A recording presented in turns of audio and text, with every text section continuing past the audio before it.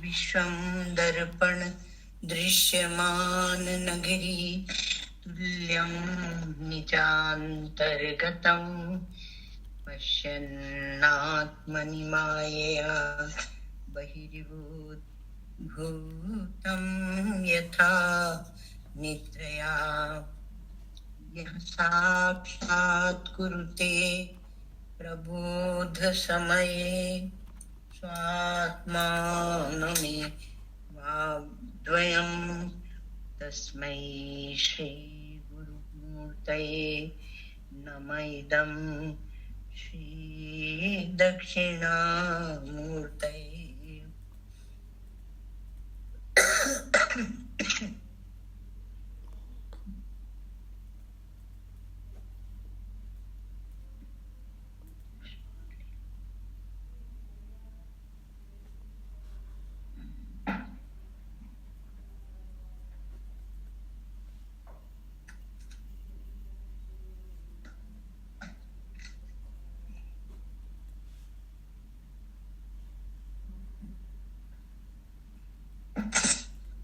प्रणाम माँ, ओम नमो नारायण। हाँ,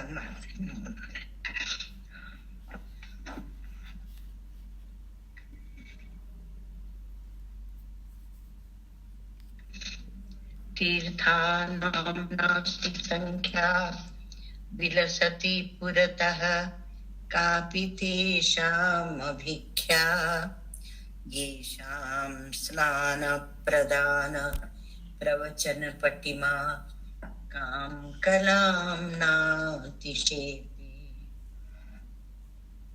तच्चित्रं यस्य चित्रं कलितमपि मनाक् श्रेयसां प्रेयसां च पारोक्षं संविधत्ते वितरति परमां पूर्णतामात्मरूपम्।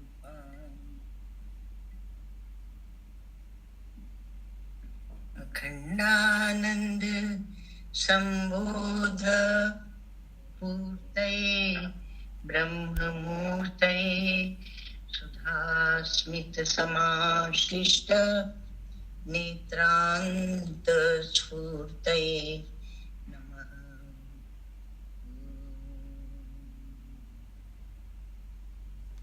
शंकरं शंकराचार्यं केशवं बादरायणं सूत्रभाष्यकृतौ वन्दे भगवन्तौ पुनः पुनः। ईश्वरो गुरुरात्मेति मूर्तिभेदविभागिने व्योमवद्व्याप्तदेहाय दक्षिणामूर्तये नमः। यस्य प्रसादात्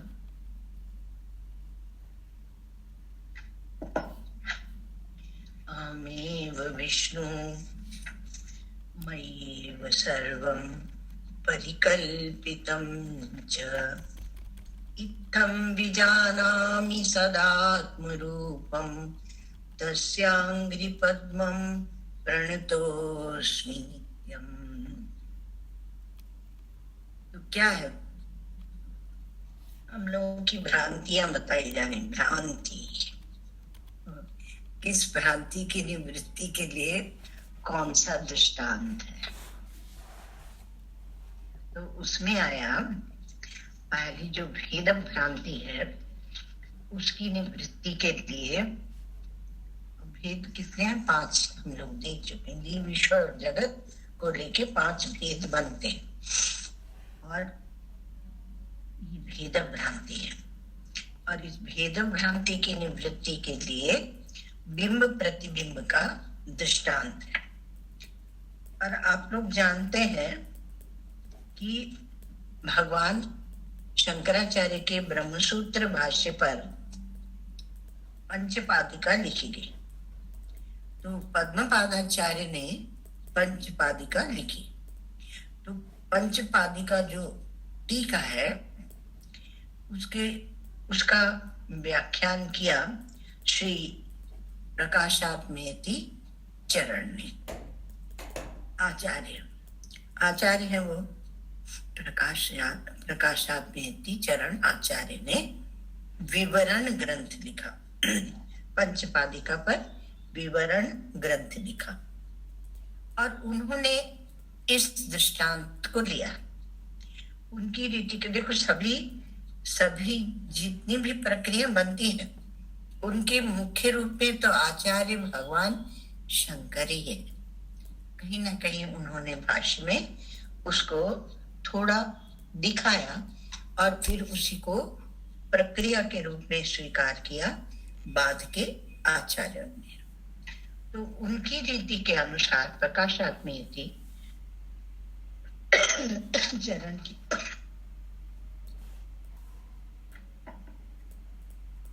रीति के अनुसार जो विवरण ग्रंथ है तो उसमें बिंब प्रतिबिंब का दृष्टांत है और उसको लेकर वो प्रतिपादन करते हैं। तो बिंब प्रतिबिंबवाद इसको बोल देते हैं, बिंब प्रतिबिंबवाद। तो इसमें क्या होता है, भ्रांति तो आप लोगों को याद ही होगी कि 5 भ्रांति हैं। भेद भ्रांति, कर्ता भोक्तापने की भ्रांति, इसमें स्फटिक मणि और लाल पुष्प का दृष्टांत है। संगम भ्रांति मतलब घटाकाश का दृष्टांत है, उसमें संग होता नहीं है और खाली मालूम पड़ता है। विकार भ्रांति, उसकी निवृत्ति के लिए रज्जु सर्प का दृष्टांत है ना। वो 5वीं क्या थी, तो ब्रह्म से भिन्न ये जगत सत्य है, यह भी एक भ्रांति है। इसकी निवृत्ति के लिए सुवर्ण में जो आकृतियां गढ़ दी जाती हैं उसका दृष्टांत देते हैं, है ना। कनक माने सुवर्ण में कुंडल आदि का दृष्टांत। तो पहली जो भेद भ्रांति है, इसमें हम लोगों ने ये देखा कि इसका विवरणकार ने इसको दिया है। तो दर्पण में हमें मुख का प्रतिबिंब दिखाई पड़ता है, पर वो दर्पण में नहीं है। कह दिया था कल वैसे, तो दर्पण में नहीं है, पर दर्पण को देखने के लिए जो निकली हमारी नेत्र की वृत्ति है, वो वृत्ति दर्पण का स्पर्श करके और जब उसका प्रत्यावर्तन होता है वापस वो लौटती है। तो मुख को देखकर और वापस लौटती है, तब जो मुख बिंब है उसका प्रतिबिंब उसमें दिखाई पड़ता है। तो जो प्रतिबिंब है, जो मुख बिंब है उससे अभिन्न है, तो इसलिए प्रतिबिंब जो है वो भाई बिंब के अनुसार ही है, तो मिथ्या कहाँ है, वो तो सत्य ही है। तो कहा कि नहीं, आप देखें ध्यान से। तो प्रतिबिंब के जो धर्म है और बिंब के जो धर्म है उसमें भिन्नता है ना। जैसे दर्पण में स्थित जो बिंब है वह उल्टा होकर दिखता है, तो बिंब से उल्टा होकर प्रतिबिंब दिखता है और इसलिए प्रतीति रूप जो वहां ज्ञान है वह भ्रांति है, वह सत्य नहीं, वो भ्रांति है। तो इन धर्मों का जो मिथ्यापना है, मिथ्यात्व है, उसका निश्चय करने से, उसका निश्चय रूप बाध करने से बिंब और प्रतिबिंब का सब का अभेद है, सदा अभेद है, ऐसा निश्चय होता है। अर्थात प्रतिबिंब है ही नहीं। प्रतिबिंब जो दिखता है वह प्रतीति मात्र है, उसकी वास्तविक सत्ता नहीं है, सापेक्षिक भी नहीं है, वह प्रातिभासिक है। उसी प्रकार से ये तो होगा दृष्टांत। तो शुद्ध जो ब्रह्म है उसको आप बिंब की तरह ले लें और अज्ञान रूप दर्पण में वह जीव रूप प्रतिबिंब भासता है। भासता है माने दिखता है, मालूम पड़ता है, तो भासता है। तो उसमें स्वप्न के समान, जैसे स्वप्न में एक जीव मुख्य होता है और दूसरे जीव वो क्या होते हैं, जीवाभास होते हैं। एक जीव मुख्य होता है, अर्थात एक जीव के साथ हम तादाद में कर लेते हैं। और स्थावर जंगम आदि में नाना प्रकार के जीव जो दिखते हैं वो जीवाभास है, दिखते हैं वो जीवाभास है। तो यहाँ क्या हुआ कि ये जो बिंब प्रतिबिंब है उसी प्रकार से अज्ञान रूप एक दर्पण है, उसमें पूरा विश्व दिखता, विश्वम दर्पण दृश्यमान नगरी। तो अहम प्रत्येक ग्रहित अर्थात अहमाकार, मैं आकार वाली बुद्धि से जो ग्रहण होता है वह क्या, वह जीव है। तो एक जीव को हम मुख्य रूप से ग्रहण करते हैं और फिर उसकी फसावट को अपनी फसावट मानते हैं, उसकी आसक्ति को अपनी आसक्ति मानते हैं, उसके राग द्वेष को अपने राग द्वेष मानते हैं। ऐसे करके भूल से वो फंसा रहता। तो दूसरे जो स्थावर जंगम दिखते हैं उनसे कोई प्रयोजन नहीं स्वप्न में, क्योंकि वो जीवाभास है। और जीव रूप जो प्रतिबिंब है वह ईश्वर बिंब के साथ में सदा अभिन्न है। किंतु होता क्या है, माया के बल से, माया बड़ी प्रभावशाली है। माया ज्ञाते वस्तुन्य बलवती माया, ये अनादि ऐशा ये माया बलवती है। तो माया के बल से जीव का धर्म, जीव के धर्म, और उसमें क्या है, बिंब रूप कौन है, यहाँ कहा ईश्वर है। तो ईश्वर से भेद, ईश्वर से हमारा भेद हो जाता है और जीवपना, अनेकपना, छोटा मतलब जीवत्व और नानात्व और अल्पत्व, वो छोटा मैं हूं, और अल्प शक्तिमत्व, परिच्छिन्नता, इस सब को हमने स्वीकार कर लिया है। ये भ्रम है, ये भ्रांति है। और उनके कारण जो प्रतीति रूप जो ये ज्ञान है वो सब भ्रांति है। ठीक है। तीसरी बात क्या है कि उसके मिथ्यात्व का निश्चय जब होता है तो इसका हो जाता है बाध।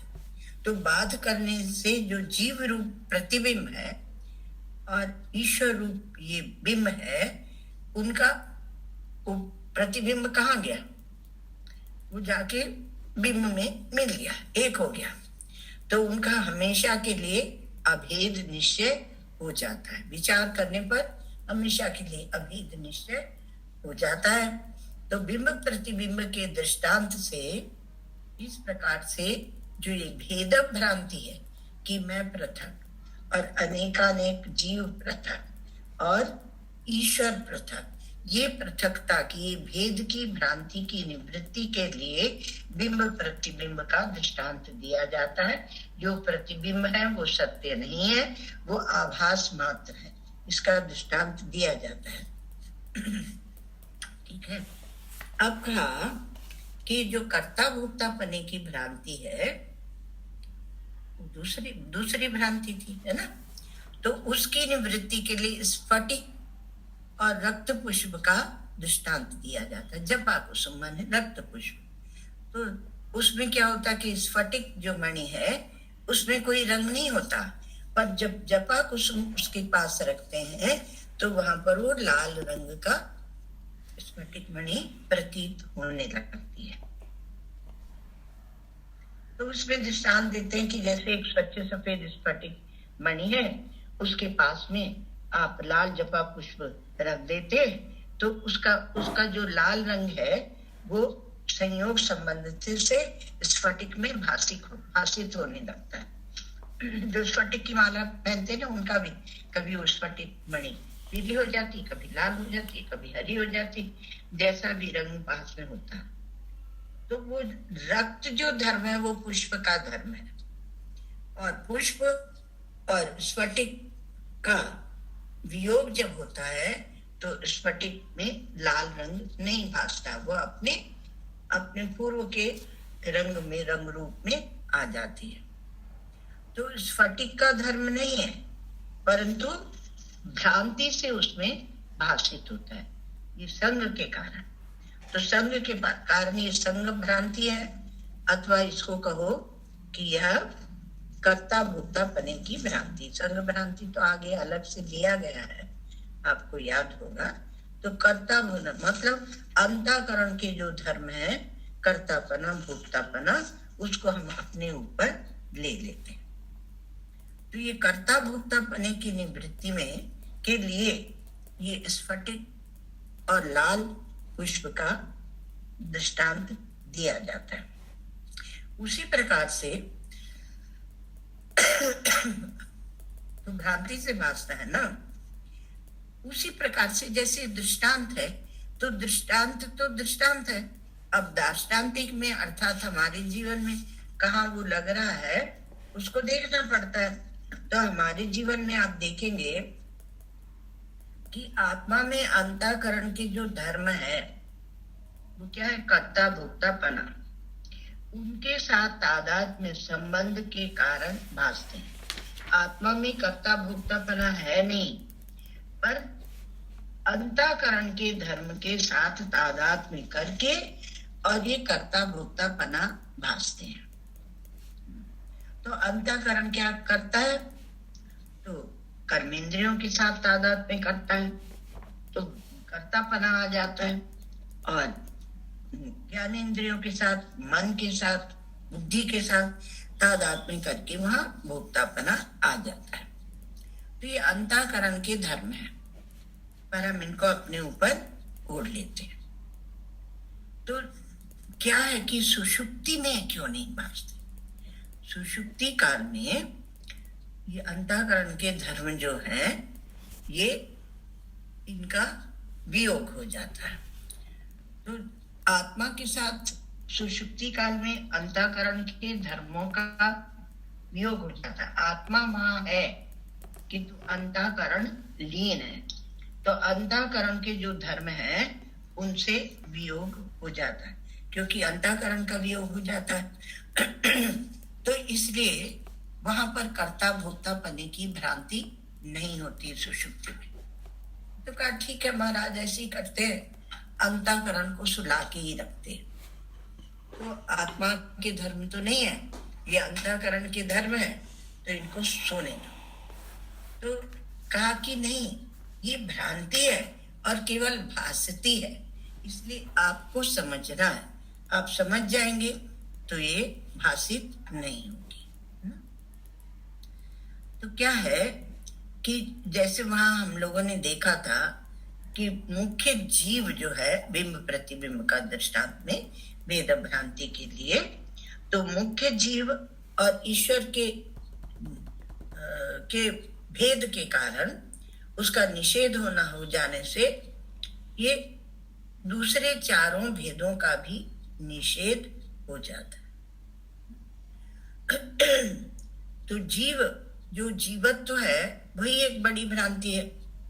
सब भेद उपाधि के बनाए हुए, अब जीव की उपाधियां हैं अंतःकरण आदि, कर्तृत्व भोक्तृत्व आदि। तो उपाधियों के मिथ्या हो जाने से उनके बनाए हुए सारे भेद भी मिथ्या हो जाते हैं। इसलिए वास्तव में तो अद्वैत ब्रह्म ही अविशेष रहता है, पर हमें ईश्वर को भी देखते हैं और उससे हम अपना भेद देखते हैं। इसलिए कहते हैं वेदांतों में कि तत्व ज्ञान वह है जहां ये जो भेद भ्रांति है, ईश्वर के साथ भेद की भ्रांति और जीव के भेद की भ्रांति और जगत के सत्यत्व की भ्रांति, ये सब एक साथ निवृत्त होना चाहिए। तो दूसरा जो हम कर्ता भोक्ता बने की भ्रांति को अब देख रहे हैं, और स्फटिक का दृष्टांत इसलिए दिया कि वो असंग है आत्मा। तो स्फटिक में लाल रंग की जो प्रतीति होती है उसके दृष्टांत से कर्ता भोक्ता बने की निवृत्ति होती है। तो दाष्टान्तिक में आप ले रहे हैं, तो दाष्टान्तिक में सुषुप्ति में अंतःकरण अलग है आत्मा से, तो वहां कर्ता भोक्ता बना नहीं है। और क्योंकि ये आत्मा के धर्म तो है नहीं। सुषुप्ति में जो जो नहीं रह जाता है, ये आपका अनुभव, सुषुप्ति में जो जो नहीं रह जाता है वह वास्तव में आपके स्वरूप में है नहीं। तो ये आत्मा के धर्म नहीं है, पर भ्रांति से इसमें कर्ता भोक्ता पना भासता है। और इतना सूक्ष्म होता है कि हम किसी को एक रोटी भी खिलाते हैं ना, तो बाप रे बड़ा भारी अभिमान करते हैं, बड़ा भारी अभिमान करते हैं, हमने ये किया, हमने ये किया। अरे रोटी तुम लाए कहाँ से, है ना। तो इसलिए ईश्वर को दिया जाता है कि आपका अभिमान कम, लेकिन वहां भी आप भ्रांति बना लेते। तो अब तीसरी भ्रांति क्या थी? संग भ्रांति। अब संग भ्रांति की निवृत्ति के लिए घटाकाश का दृष्टांत है। तो घट की उपाधि वाला जो आकाश है, घटाकाश, घट की उपाधि होने के कारण उसको घटाकाश कहते हैं। और वह आकाश घट के संग वाला भासित होता है। आकाश वहां ऐसा नहीं कि जब घट बना तब आकाश ने उसमें प्रवेश किया, आकाश पहले से ही था। वो समझाने के लिए ऐसे कहा जाता है कि प्रवेश किया, तो तब घट भासता है। पर घट के धर्म, घट की उत्पत्ति, घट का नाश, घट का गमनागमन आदि जो है वो आकाश को स्पर्श भी नहीं करते, आकाश को स्पर्श नहीं करते। आकाश असंग है। कहा कि नहीं, जब हम उस घड़े में कोई सुगंधित द्रव्य रख देते हैं तो वहां उसकी सुगंध आती है, कुछ जला देते हैं उसके अंदर डाल के कोयले में, अथवा जब कोई बुरा रख देते हैं तो उसकी दुर्गंध आती है। तो आकाश का इससे संबंध नहीं है, क्योंकि आकाश बहुत सूक्ष्म है। आप देखेंगे कि पृथ्वी से ज्यादा सूक्ष्म है, जल जल से ज्यादा सूक्ष्म है, अग्नि अग्नि से वायु, वायु से आकाश। तो आकाश किसी से लिप्त नहीं होता, वह किसी का स्पर्श नहीं करता, वह असंस्पृष्ट ही रहता है। तो इसलिए ये वाली भ्रांति बड़ी मजेदार है। क्यों? क्योंकि आप इसको, यदि आपने मांडुक्य देखा है तो आप समझ लेंगे। अभी जो अद्वैत प्रकरण था तो उसको अगर देखा है तो आप समझ लेंगे। तो घट की उपाधि के कारण आप घटाकाश कह रहे हैं ना, पर आकाश घट के संग वाला केवल मालूम पड़ता है, प्रतीत होता है, परंतु घट के धर्म जो है, उत्पत्ति, नाश, गमनागमन, उसमें ठंडा गरम इत्यादि आग जो जला देते, उसका आकाश के साथ स्पर्श भी नहीं है, वह स्पर्श नहीं करता है।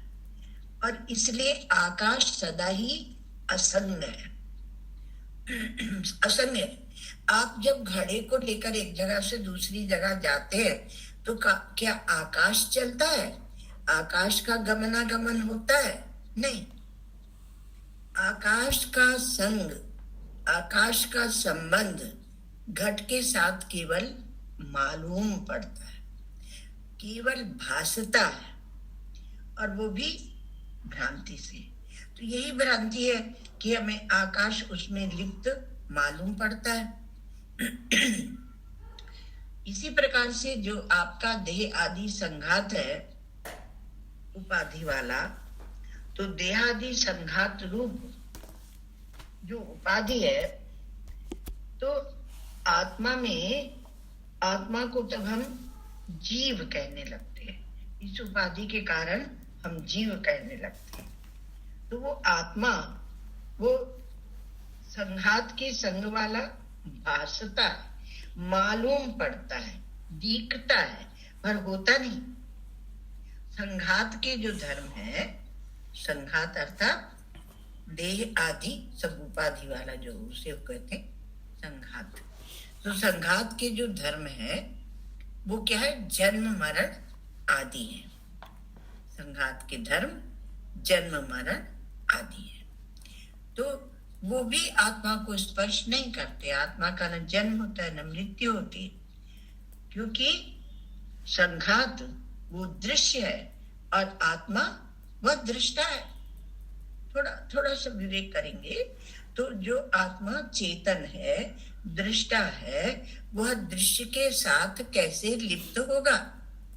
तो आत्मा जो चेतन है, दृष्टा है, उसी में हम उसके घट के जन्म मृत्यु को लेकर, और हम उसको घट दृष्टांत है यहाँ, अर्थात शरीर के ये संघात के जन्म मृत्यु को लेकर हम आत्मा में जन्म मृत्यु की कल्पना कर लेते हैं। एक थोड़ा सा दृश्य का विवेक ही करेंगे ना तो समझ में आ जाएगा। आत्मा वो संघात से अलग है और असंग है।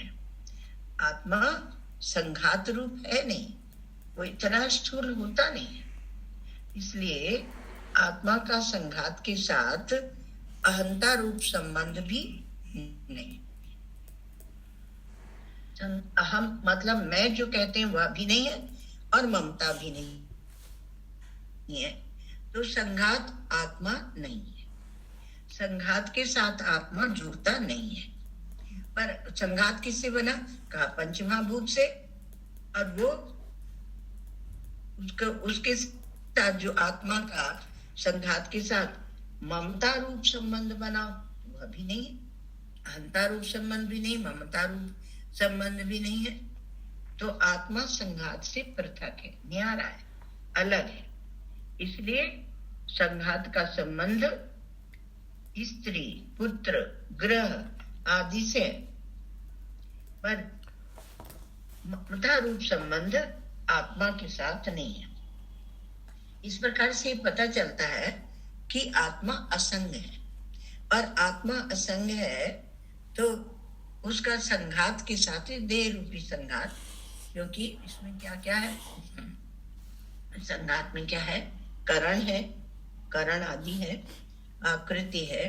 तो कहा कि संबंध नहीं है। और जब संबंध नहीं है तो संघात से ये पृथक है। तो पृथक है तो आत्मा असंग है, उससे पृथक है, असंग है। और अहंता ममता रूप संबंध भी आत्मा का नहीं है देह आदि के साथ। तो देह को हम कैसे लेते हैं? घट के तरह। और फिर दूसरे सबको कैसे लेते हैं? दूसरा घट की तरह ये देह है और आत्मा क्या है? तो बुद्धि भी सूक्ष्म है, ये ज्ञान के करण भी सूक्ष्म है, वो भी हमेशा आपके साथ जुड़े नहीं रहते। तो सूक्ष्म होने से असंगता होती है। जितना जितना सूक्ष्म होता जाएगा उतना असंग होएगा। जो बहुत सूक्ष्म और पवित्र प्रेम होता है वहां भी असंगता होती है।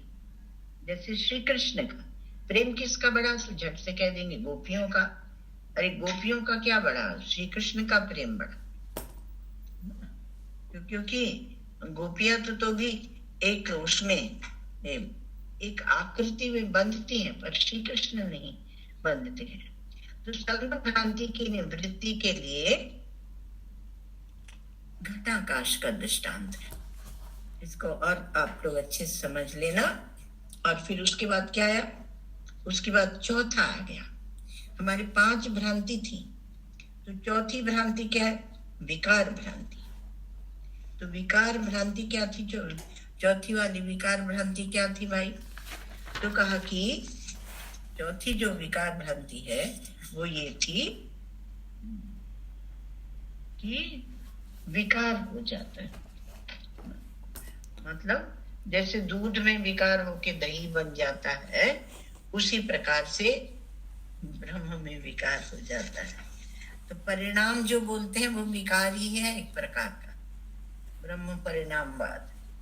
तो कहा कि परिणाम हो जाता है, तो कहा नहीं, हम माया को नहीं रखते बीच में, हम तो ब्रह्म से ही सब पूरी सृष्टि को मानते हैं। तो विकार भ्रांति की निवृत्ति के लिए रज्जु सर्प का दृष्टांत है। रज्जु सर्प, रस्सी में जो सांप की प्रतीति होने लगती है अंधकार के कारण, अज्ञान के कारण, धुंधलके के कारण, तो उसके लिए रज्जु सर्प का दृष्टांत है। और ये रज्जु सर्प का जो दृष्टांत है ये बहुत जबरदस्त है। क्यों जबरदस्त है भाई? क्योंकि रज्जु सर्प के दृष्टांत में आपको इसमें और सी भी बहुत सी बातें समझ में आ जाएंगी, जो वेदांत के शब्द हैं वो भी समझ में आ जाएंगे। तो ये रज्जु सर्प का दृष्टांत है। और पांचवी भ्रांति वो जगत की सत्यता की भ्रांति है। तो ये उसके उसके उसके लिए भी हमारे यहाँ जगत की सत्यता की भ्रांति के लिए दृष्टांत है। क्या पांचवा दृष्टांत क्या है? कि ब्रह्म से भिन्न जो जगत है वो असत्य है, और असत्य ही इसकी प्रतीति होती है। तो रज्जु सर्प का दृष्टांत है। और फिर ये भी बताया जाएगा ये जगत की जो सत्यता और असत्यता है इसको मिटाने के लिए यह बताया जाएगा कि यह जैसे रस्सी में सांप भासता है वैसे ये झूठ मूठी सृष्टि होती है, अर्थात विवर्त होता है। विवर्तवाद है। तो रज्जु जगत की सत्यता जो पांच है उसकी निवृत्ति के लिए कनक कुंडल का दृष्टांत है। तो दो जो बच गए उसकी और चर्चा हम लोग करेंगे। ओम सर्वे भवन्तु सुखिनः, सर्वे सन्तु निरामयाः, सर्वे भद्राणि पश्यन्तु, मा कश्चित् दुःखभाग् भवेत्। असतो मा सद्गमय, तमसो मा ज्योतिर्गमय, मामृतं गमय। पूर्णमदः पूर्णमिदं पूर्णात् पूर्णमुदच्यते, पूर्णस्य पूर्णमादाय पूर्णमेवावशिष्यते। शान्ति शान्ति शान्तिः।